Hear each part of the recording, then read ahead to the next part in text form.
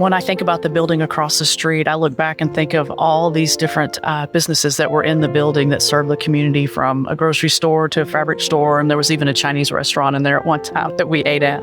Well, the building was just a small part of the overall operation. I mean, obviously it was critical. That building has been important to the community for a long, long time. But to see that building transform into a building that did ministry and served the community in ways through revitalization of homes and Backpack Drive and Night of Hope. But also I think about the New Hope Food and Clothing Ministry over there.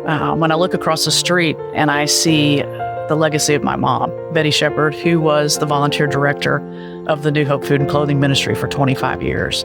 And she was someone who, even though she was a volunteer director, she served behind the scenes. She served with humility and gratitude. My mom was there every time those doors were open. The building that we currently have, this Campus West, has been there for at least 40 years. It used to be Skaggs Albertsons and Hancock Fabric, and I went there as a kid and as a young adult and married. And so I bought food and buttons and thread and for myself. And so when we got to take Six Stones across the street and do that, it was phenomenal to know that we were still feeding the community. We were still giving them clothes and threads and helping them.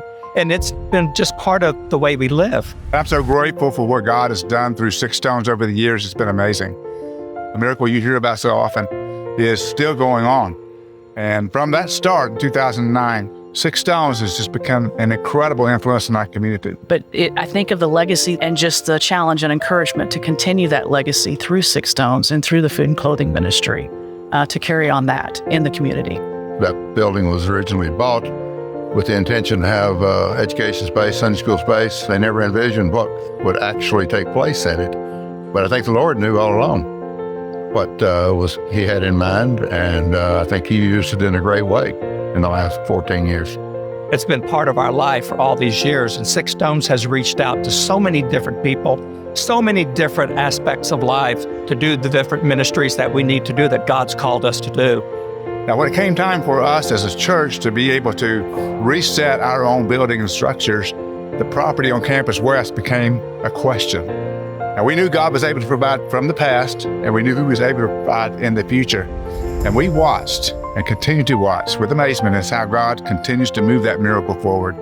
Through Jennifer Laney's leadership and the board and all of you who support Six Stones, it's been an amazing thing. And it's exciting that we are now moving to a new location and that this campus will become something else for the city of Bedford and Euless and HEB area. And so we are still growing, we're still moving, and better things are ahead. And the best is not yet there. It's coming in the future.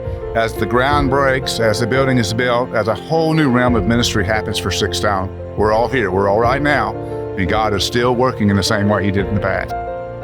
Today, we exit the building that we have called home for over 14 years.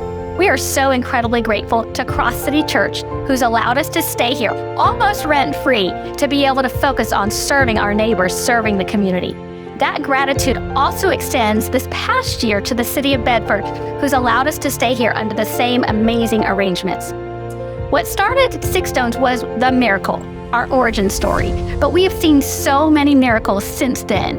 And if you haven't heard the details, there's a story about how the Lord just recently blessed Six Stones with $7 million to build our new home for Hope.